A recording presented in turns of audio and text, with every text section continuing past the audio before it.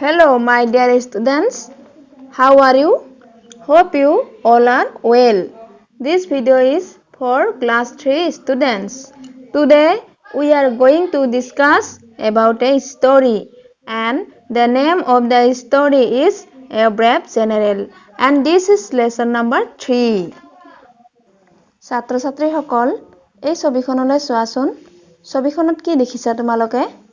যুদ্ধলৈ যাওঁতে সাজপাৰ পিন্ধি হাতত তৰোৱাল তুলি লৈ যেনেকৈ সাজু হয় তেনে এটি মুহূৰ্তৰ ছবি।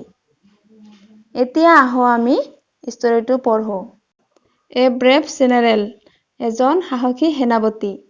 আমি আজি এজন সাহসী সেনাপতিৰ এটা ষ্টৰী পঢ়িম।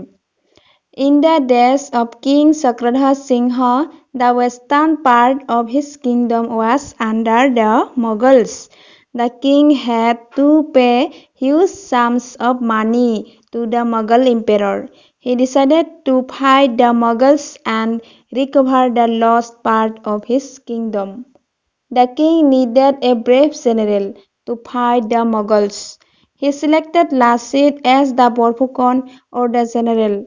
But before sending him to the battlefield, the king wanted to test him. The king called Lasit to his chamber. Lasit knelt down before the king. At that moment, an attendant rushed into the royal chamber and took off Lasit's turban. This was a great insult to Lasit. He became very angry with the attendant. The man ran to the king's throne and stood behind it. Lasit ran towards him in great anger, but the king stopped Lasit and told him that the attendant was only carrying out his order. He also told Lasit that he wanted to test if Lasit was brave and had self-respect. Then the king appointed Lasit as the Borphukon. He also presented Lasit with a beautiful sword. ছাত্ৰ-ছাত্ৰীসকল, তোমালোকে এই লেসনটো আকৌ এবাৰ প্ৰথমৰ পৰা চাই যোৱাচোন। In the days of King Chakradhar Singha, the western part of his kingdom was under the Mughals.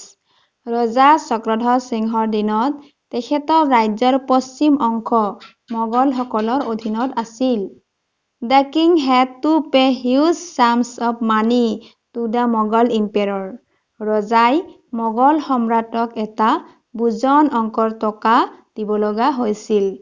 He decided to fight Mughals. He মোগলসকলৰ সৈতে যুদ্ধ কৰিবলৈ সিদ্ধান্ত ল'লে। And recover the lost part of his kingdom. আৰু তেখেতৰ হেৰুৱা ৰাজ্য ঘূৰাই পাবলৈ বিচাৰিলে।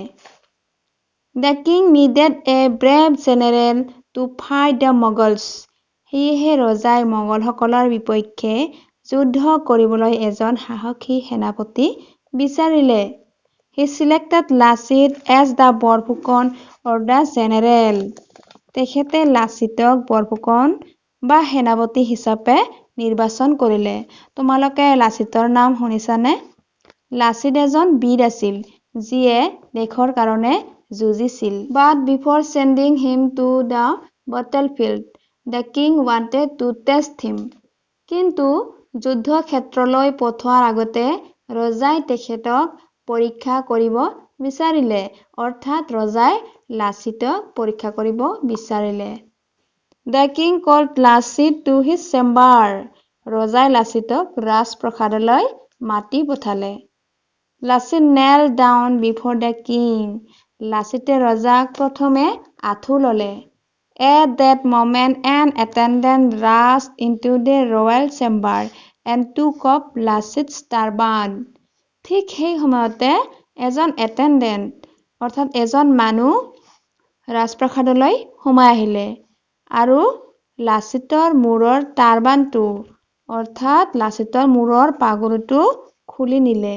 This was a great insult to Lasit. এইটো লাচিতৰ কাৰণে বৰ ডাঙৰ এটা অপমান হ'ল। He became very angry with the attendant. সি মানুহজনৰ কাৰণে বহুত খঙাল হৈ পৰিলে। The man ran to the king's throne and stood behind it. মানুহজনে দৌৰি ৰজাৰ পিছফাললৈ গ'ল আৰু ৰজাৰ পিছফালে ৰৈ দিলে। Lachit ran towards him great anger. লাচিতে বহুত খঙেৰে সৈতে দৌৰি গ'ল সেই মানুহজনৰ ফালে।